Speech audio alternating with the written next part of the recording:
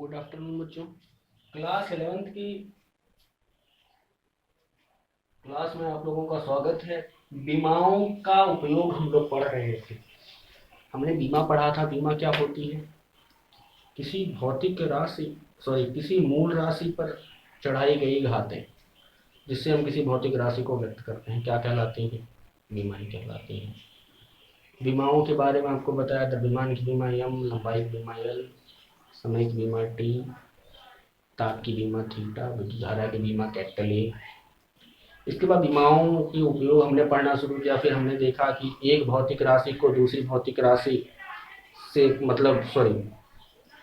किसी भौतिक राशि के समीकरण की सत्यता जांच करना, फिर एक पद्धति के मात्रक को दूसरी पद्धति में चेंज करना, और तीसरा जो हमने पढ़ा है वो है एक भौतिक राशि की अन्य भौतिक राशियों पर निर्भरता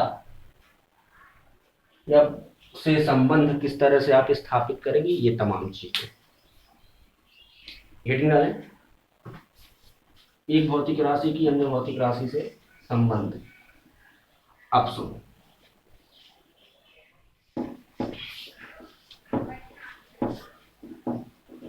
मान लिया, माना एक भौतिक राशि क्या है? जेड है। ये भौतिक राशि है, वो द्रव्यमान की स्मॉल ए घात पर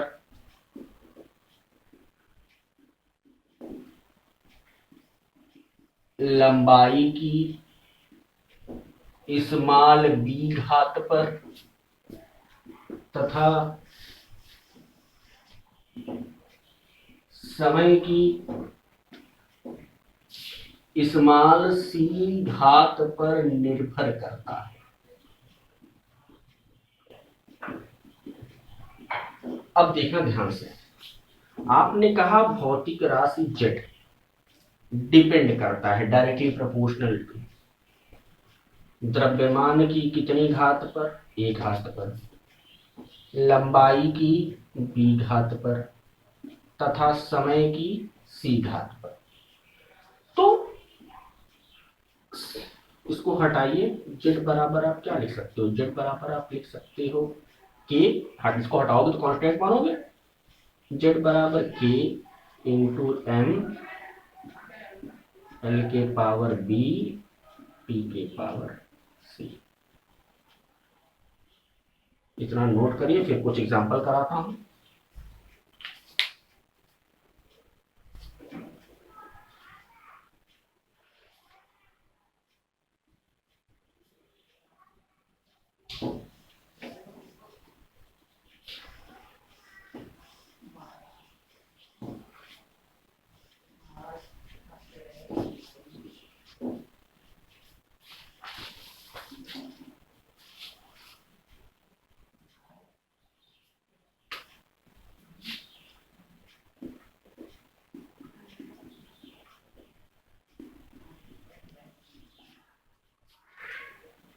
मान लो किसी क्वेश्चन है, किसी सरल लोलक का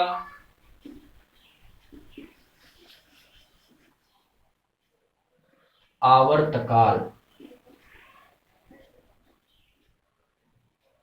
कैपिटल टी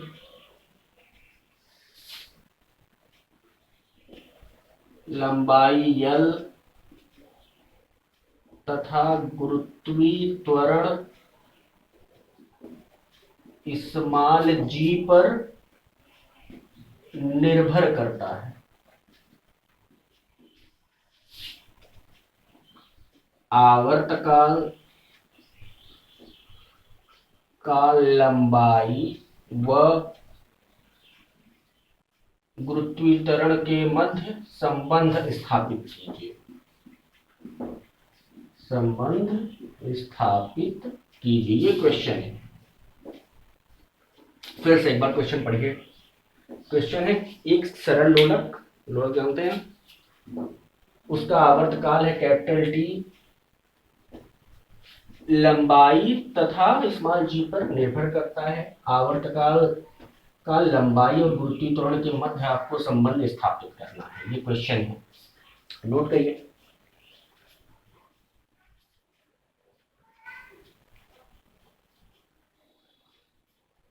चलिए सर सॉल्यूशन देखें।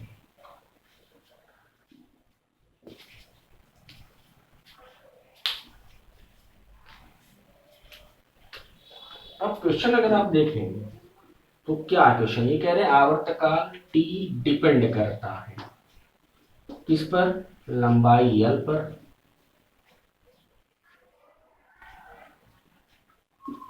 L की ऐसे माना आवर्तकाल लंबाई की स्मॉल a घात तथा स्मॉल g की स्मॉल b घात पर निर्भर कर रहा है या निर्भर करता है। सेम काम तो हमने उसमें भी किया था। चलो देखो ध्यान से बेटा, t is directly proportional to, लिख सकते हो L के पावर a तथा स्मॉल g की पावर b। t is directly proportional to small l के पावर a स्मॉल g की पावर b। अब दोनों साइड, अच्छा पहले इसको हटा दो, ये प्रोपोर्शनल हटेगा कांस्टेंट आएगा, t बराबर क्या लिख सकते हो, कांस्टेंट इनटू L के पावर a g के पावर b। अरे प्रोपोर्शनल हटता है तो कांस्टेंट आता है। दोनों तरफ की बीमाएं लिखने पर, बीमा लिखोगे, बीमा का यूज करना है ना, दोनों तरफ की बीमाएं लिखने पर, चलो लिखो समय आवर्तकाल कैपिटल टी बराबर कांस्टेंट, इसकी बीमा लंबाई की बीमा कैपिटल एल, एल के पावर ए, स्मॉल जी गुरुत्वीय त्वरण, गुरुत्वीय त्वरण की बीमा क्या होगी, एल के पावर टी माइनस 2 के पावर बी। इतना नोट करें। अब देखना ध्यान से,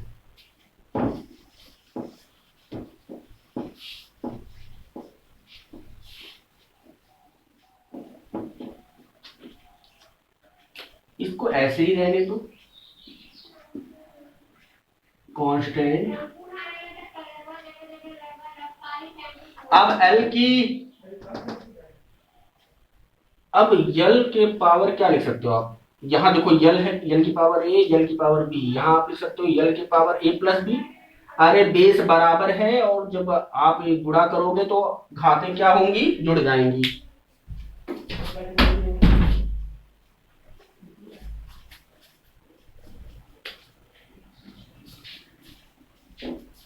टी के पावर आप क्या लिख सकते हो, -2b। बोले भैया अब घात को हम क्या कर सकते हैं, यहां देखो L की पावर 0 लिख दूं, कोई फर्क नहीं।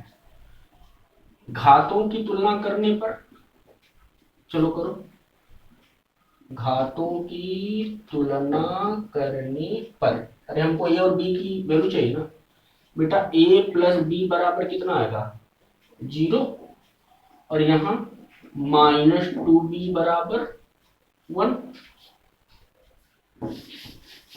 अब आओ, अब यहां से देखो b बराबर क्या लिख सकता हूं, -1/2,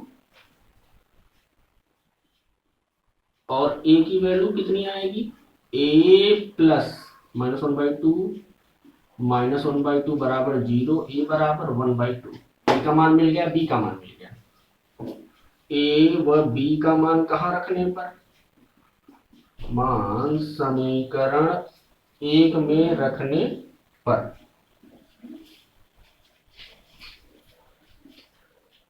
तो बेटा आप लिख सकते हो t बराबर क्या था, कांस्टेंट था,